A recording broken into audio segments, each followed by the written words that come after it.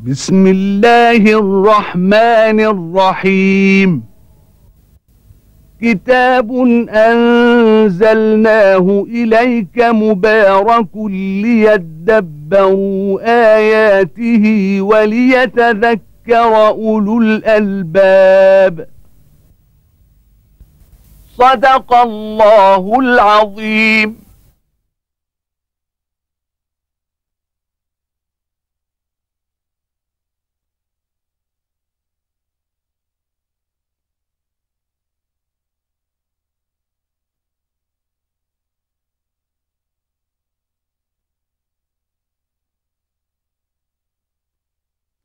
الحمد لله رب العالمين، وأصلي وأسلم على عبد الله ورسوله الأمين وعلى آله وأصحابه ومن اهتدى بهديه وعمل بسنته إلى يوم الدين. أما بعد، أيها الإخوة الكرام، يقول الله تبارك وتعالى: ولما جاءهم رسول من عند الله مصدق لما معهم نبذ فريق من الذين أوتوا الكتاب كتاب الله وراء ظهورهم كأنهم لا يعلمون واتبعوا ما تتلو الشياطين على ملك سليمان وما كفر سليمان ولكن الشياطين كفروا يعلمون الناس السحر.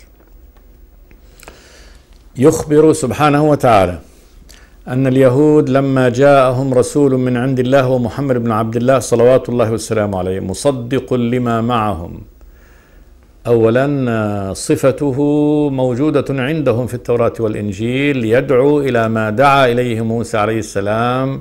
القرآن الذي بيده هو يدعو إلى ما دعت إليه التوراة من عبادة الله وحده لا شريك له، ومن تصديق الأخبار الموجودة فيها عن الله وعن رسالاته وعن غيبه سبحانه وتعالى، بل والأخلاق والشرعة من عبادة الله وحده لا شريك له، كما قال تبارك وتعالى: شرع لكم من الدين ما وصى به نوحا والذي أوحينا إليك وما وصينا به إبراهيم وموسى وعيسى أن أقيموا الدين ولا تتفرقوا فيه، كبر على المشركين ما تدعوهم إليه، الله يجتبي إليه من يشاء ويهدي إليه من ينيب.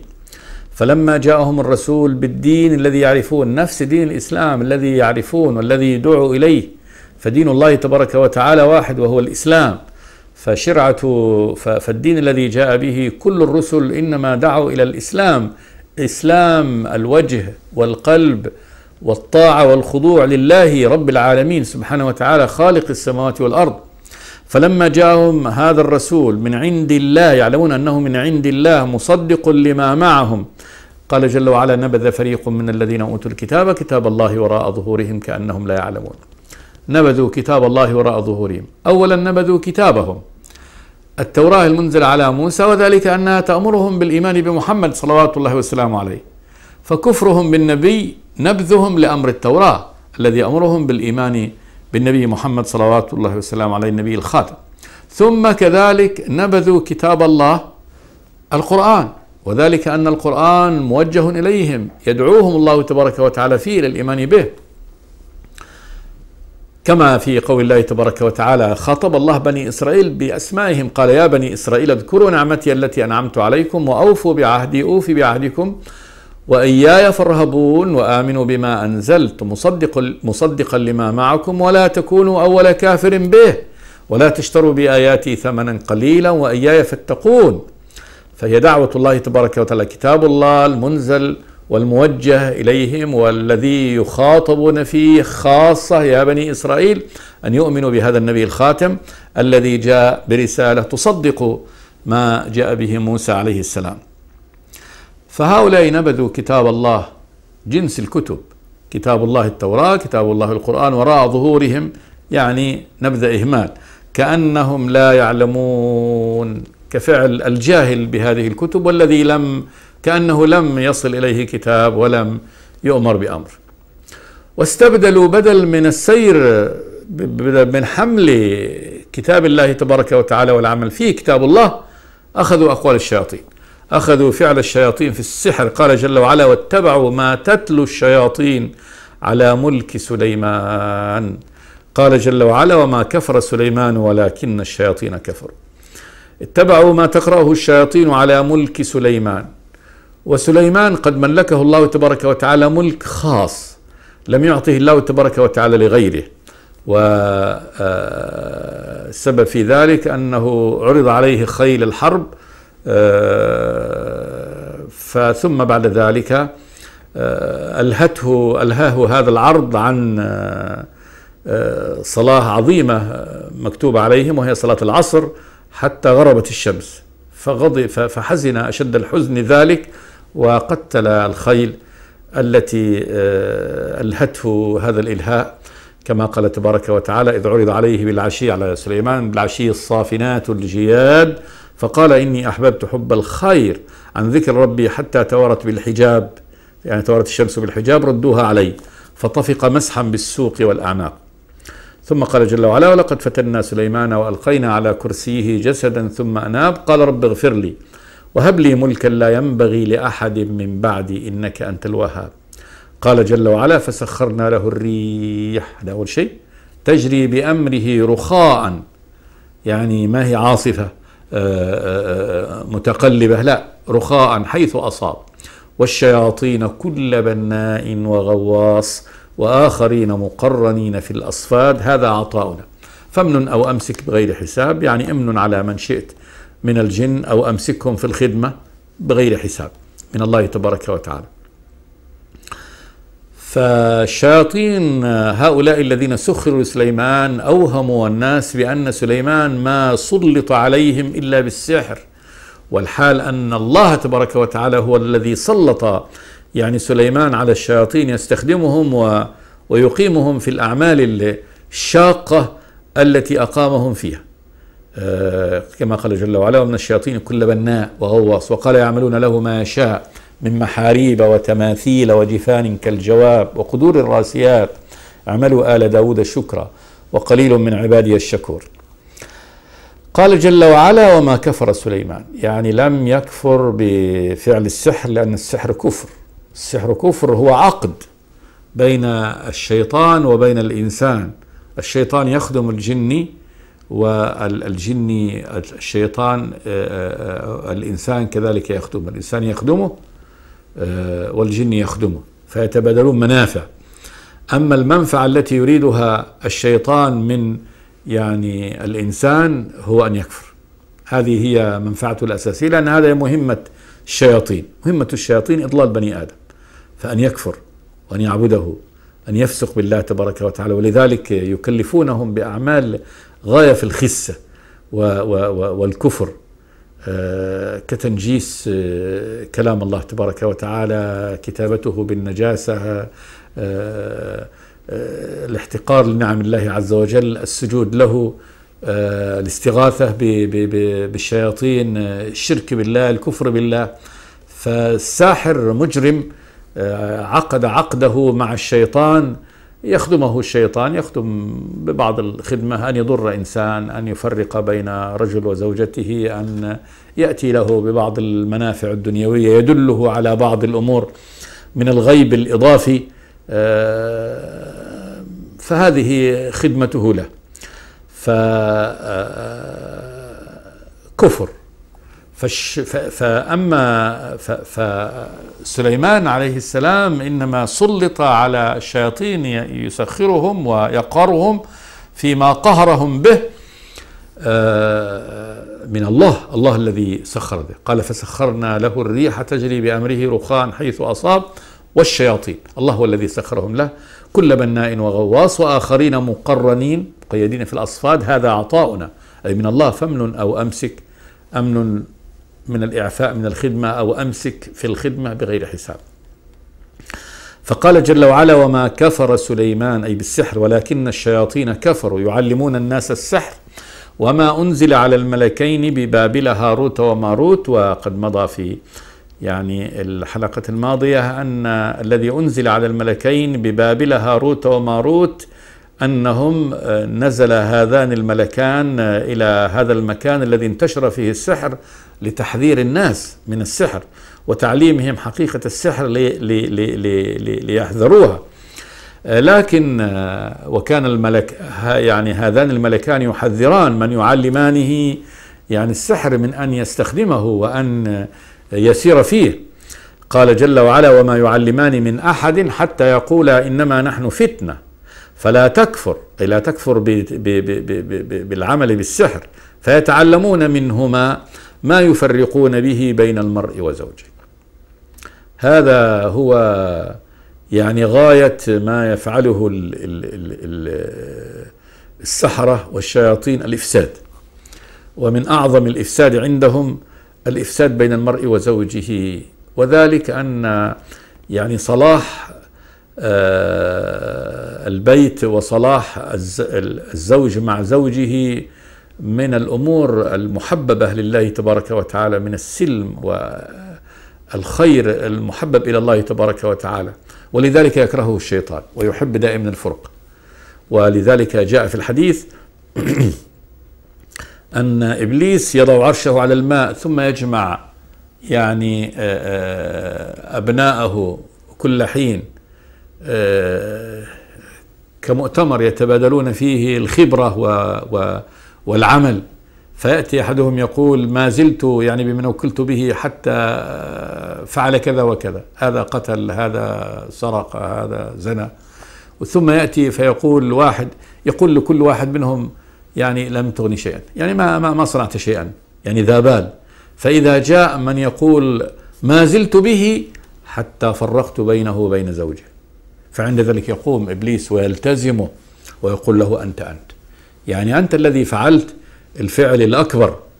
فالتفريق بين المرء وزوجه أمر محبب للشيطان، وإبليس يجعله في قمة وفي أعلى يعني العمل الخبيث الذي يقوم به هو وذريته. فيتعلمون منهما ما يفرقون به، يعني الأمر الذي يفرقون به بين المرء وزوجه، تبغيض المرأة في زوجها والزوج في زوجه حتى يحصل الفراق بينهما. المرء الرجل هذا نيت، ومنه المرأة بتاء التأنيث، المرء وزوجه. قال جل وعلا وما هم بضارين به من أحد إلا بإذن الله. أن هذا السحر الذي يتعلموه لا يقع يعني بغير مشيئة الرب تبارك وتعالى، بل بمشيئته. وما هم بضارين به من أحد، لا يضرون بهذا السحر أحدا إلا بإذن الله، أن الله شاء يعني أن يقع هذا بإذنه بسماحه، بأن يقع مثل هذا الأمر في ملكه، وإلا لو أراد الله تبارك وتعالى ألا يقع لما وقع. وما هم بضارين به من أحد إلا بإذن الله. قال جل وعلا ويتعلمون ما يضرهم ولا ينفعهم. يتعلمون أي بالسحر هذا ما يضرهم ولا ينفعهم، فالسحر ليس بنافع لشيء، وإنما عمله كله إضرار. ولقد علموا اليهود، لقد علموا فيما أنزل الله تبارك وتعالى على رسله لمن اشتراه ما له في الآخرة من خلاق. لمن اشتراه أخذه وترك الدين وترك الحق، ما له في الآخرة من خلاق، من نصيب. الخلاق النصيب والحظ، يعني ليس له حظ في الآخرة، لن يدخل الجنة. لن يدخل الجنة من أخذ السحر ومن عمل به، فهذا كافر وليس له يعني حظ ونصيب في الآخرة عند الله تبارك وتعالى. ثم قال جل وعلا ولبئس ما شروا به أنفسهم لو كانوا يعلمون. لبئس شيء، بئس للذم، يعني ما أحقر وما يعني أشد يعني هذا ذما وقبحا الذي شروا به أنفسهم، باعوا به أنفسهم هنا للشيطان. تركوا التوراة، تركوا حكم التوراة والإنجيل والزبور والقرآن، تركوا العمل بكلام الله تبارك وتعالى والصراط المستقيم إلى الله والإيمان بالرسل، واتبعوا هؤلاء الشياطين. أصبح الشياطين هم قادتهم، وتعلموا ما تعلموا منهم، وأخذوا السحر، أخذوا السحر وتركوا القرآن. فلا شك أن من أخذ السحر وترك القرآن قد باع نفسه بأبخس الأثمان. ولبئس ما شروا به أنفسهم لو كانوا يعلمون. لبئس شيئا هذا الذي شروا به أنفسهم، باعوا به أنفسهم في هذه المكاسب القليلة وهذه المنافع القليلة التي أخذوها، لو كانوا يعلمون، لو كان عندهم علم يقين لعلموا أنهم قد يعني عقدوا الصفقة الخاسرة. ثم قال جل وعلا: ولو أنهم آمنوا واتقوا لمثوبة من عند الله خير لو كانوا يعلمون.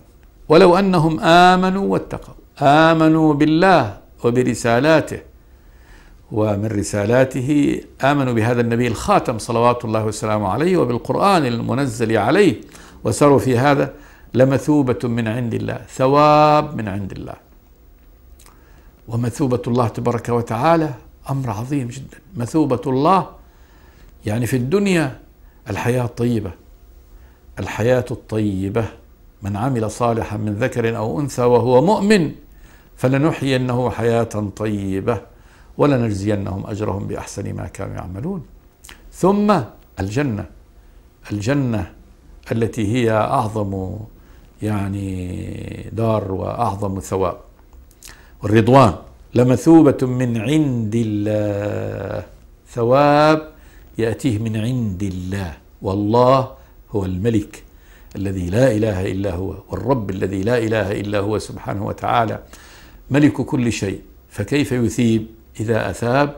فلا شك أن الثواب هنا بقدر يعني المعطي، فعطاء الله عطاء عظيم لأن الرب عظيم سبحانه وتعالى. لمثوبة من عند الله خير، أي من هذا الذي أخذوه ثواب السحر، لو كانوا يعلمون، لو كان عندهم يعني علم لعلموا هذا. لكن للأسف أنهم قد جهلوا وتركوا يعني دين الله تبارك وتعالى في هذا الأمر الحقير الذي أخذوه. هذا سياق طويل مع اليهود على هذا النحو فيه هدم كامل وسحق لما ادعوه من أنهم أهل دين أو أنهم على شريعة وعلى رسالة، وأن الجنة خالصة لهم من دون الله، وأنهم شعب الله المختار، وأنهم مهما فعلوا من ذنب فإنه مغفور لهم، وأنهم لن يمكثوا في النار إلا أيام معدودة لو كانوا مذنبين.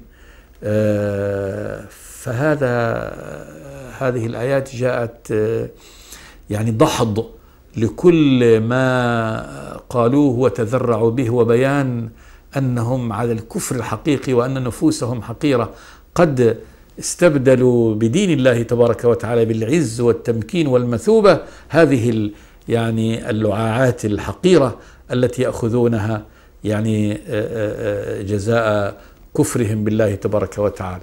فلا شك أن من ترك الدين والصراط واتبع السحر يعني خسيس في عقله وفي فهمه، لا عقل له أن يستبدل هذا بهذا وأن يبيع نفسه للشيطان على هذا النحو. بعد هذا وجه الله تبارك وتعالى الخطاب لعباده المؤمنين أن يتقوا ويحذروا يعني هؤلاء اليهود، وبين الله جزء من دسائسهم ومكرهم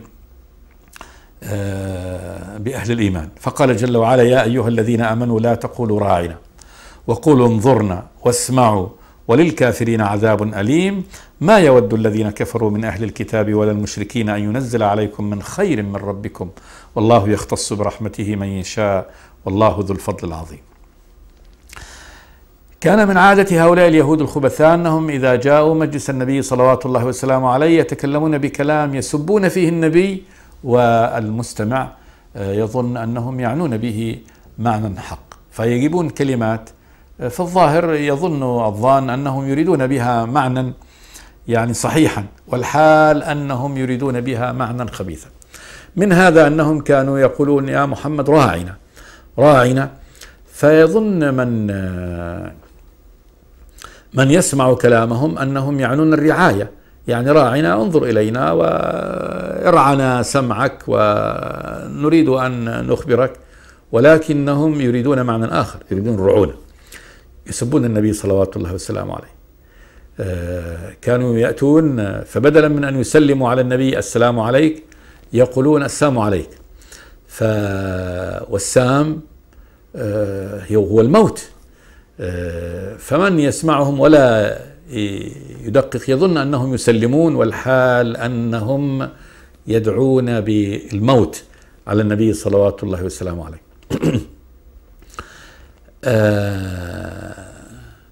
ومن هذا الكلمات الكثيرة التي لها معنى، وهم لها معنى في الظاهر قد يكون معنى حسن، وهم يعنون في باطن الأمر معنى قبيح. فالله تبارك هنا ينبه أهل الإيمان إلى كلماتهم الخبيثة التي يعني قد يستخدمونها، حتى يستخدم المسلمون الألفاظ التي لا تحتمل إلا يعني معنى سليما صحيحا، ويترك الألفاظ الموهمة للمعاني الباطلة. قال جل وعلا: يا أيها الذين آمنوا، خطاب منه سبحانه وتعالى إلى أهل الإيمان، والذين آمنوا أصبحت علم على المؤمنين بمحمد صلوات الله وسلامه عليه المسلمين. يا أيها الذين آمنوا لا تقولوا راعنا، لا تقولوا راعنا، وراعنا كلمة تعني كما ذكرنا من الرعاية، ولكن اليهود عندما يقولونها يعنون بها الرعون. لا تقولوا راعنا وقولوا انظرنا، وذلك أن انظرنا انظر ليس لها معنى يعني يؤول معنى آخر، لا تحتمل معنى آخر من المعنى القبيح. واسمعوا، اسمعوا لأمر الله تبارك وتعالى وأمر رسوله صلوات الله وسلامه عليه، سمع واستجابة.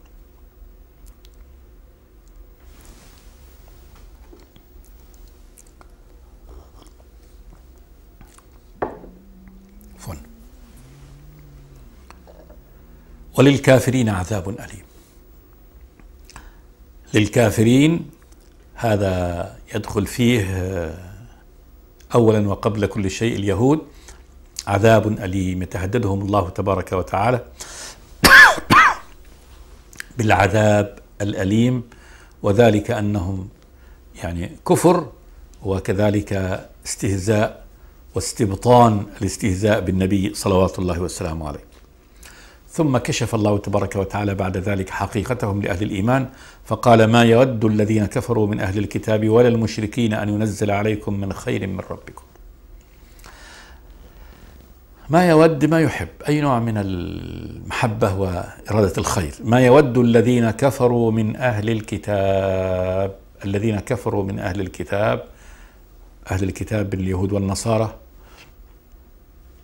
طبعا الذين آمنوا من أهل الكتاب هم دخلوا في الإسلام، لكن هؤلاء الذين كفروا من أهل الكتاب كذلك عطف الله عليهم، قال: ولا المشركين. المشركين أصبح علم على الكفار من العرب خاصة، علما أن من أهل الكتاب مشركين، فاليهود أشركوا بدعائهم أن عزير بن الله، والنصارى أشركوا مشركون كذلك لقولهم أن عيسى بن الله، وهم كفار بهذا.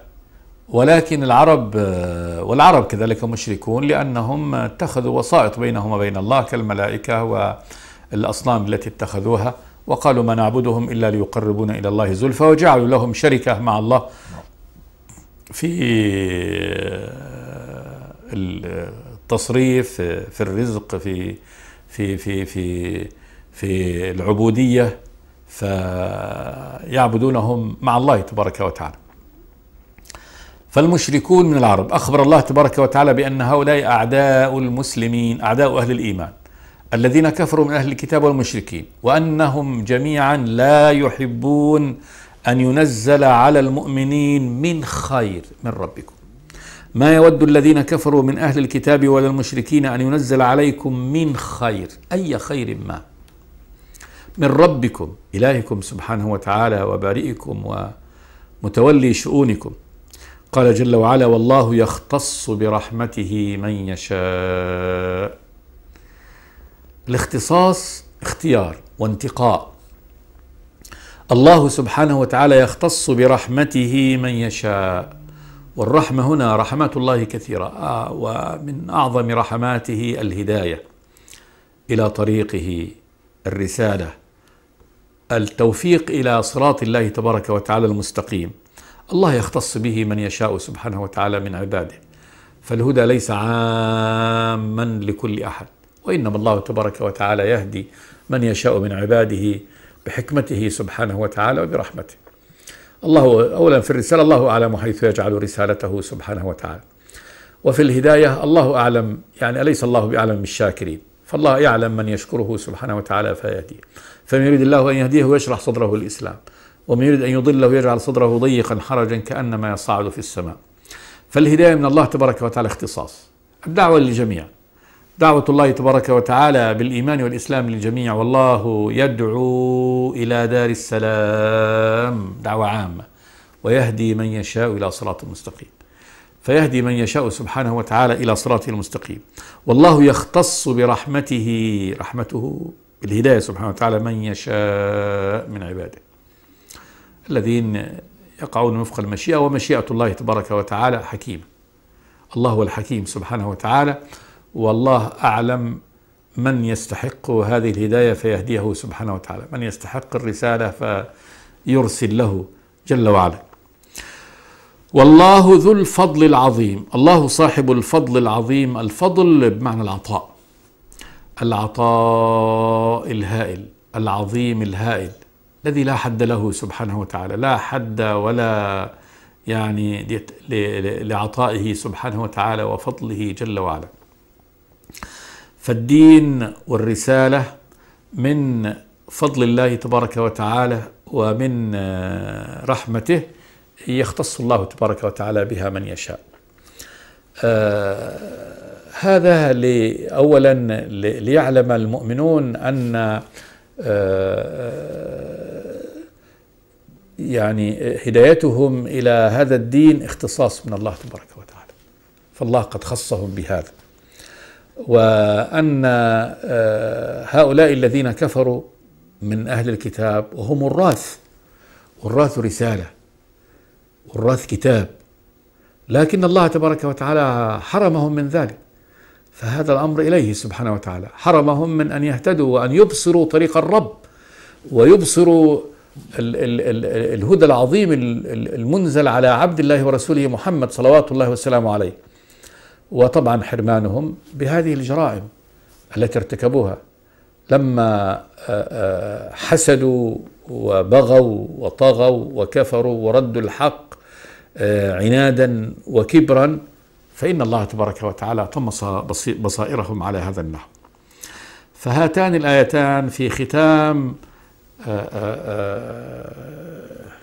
حجاج الله تبارك وتعالى على بني إسرائيل، إلزامهم الحجة وبيان حقيقة ما هم عليه.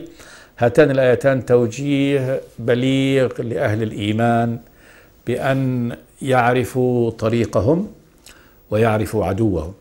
يا أيها الذين آمنوا لا تقولوا راعنا وقولوا انظرنا واسمعوا وللكافرين عذاب أليم. هذا توجيه من الرب تبارك وتعالى أن يراعي المسلمون، يعني أن ينتهجوا طريقهم بعيدا عن خبث اليهود ومكرهم، حتى في الألفاظ، فكل لفظ يستخدمونه يريدون به معنى من المعاني المائلة ينبغي للمسلمين أن يراعوا هذا. وهذه لا شك أن لا تقولوا راعنا وقولوا انظرنا، إنما هي مخصوصة لذاتها، ثم إنها مثال ليحتذى في كل ما يريد به يعني أعداء الإسلام معنى باطل لا يجوز للمسلمين أن يتبعوهم في هذا. ثم بيان حقيقة المخالفون لهذا الدين سواء كانوا من أهل الكتاب أو المشركين. ما يود الذين كفروا من أهل الكتاب والمشركين أن ينزل عليكم من خير من ربكم. فإذا دول أعداؤكم، يعني كأن الله تبارك وتعالى يقول هؤلاء أعداؤكم لا يريدون لكم أي خير، إذن يجب أن يتخذوا أعداء. ثم إن الله تبارك وتعالى اعلموا أن الله قد اختصكم بالهداية وبهذا الأمر، والله يختص برحمته من يشاء، والله ذو الفضل العظيم. فمن فضله وإحسانه هداكم إلى هذا الطريق، ولا أحد يعني لا حرج ولا مانع لفضل الله تبارك وتعالى إن أراد به قوما ما. فهنا يعلم المؤمن الذي اهتدى إلى هذا الإيمان أنه قد كرم قد شرف، قد نال رحمة الله تبارك وتعالى فضل الله، فيتمسك بهذا ثم يعرف عدوه من هو وأنه لا يريد له أي خير. نكتفي اليوم بهذا. صلي وسلم على عبد الله ورسوله محمد، والحمد لله رب العالمين. بسم الله الرحمن الرحيم. كتاب أنزلناه إليك مبارك ليدبروا آياته وليتذكر أولو الألباب. صدق الله العظيم.